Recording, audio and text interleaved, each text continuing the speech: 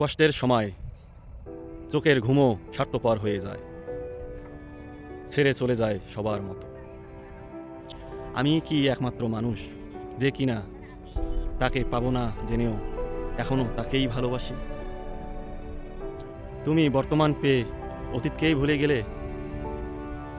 কেউ শুধু খুঁজলো টাকা, কেউ খুঁজলো হাসি, আর আমি শত আঘাত পেয়েও তোমাকে বলি এখনো আজও তোমাকেই ভালোবাসি।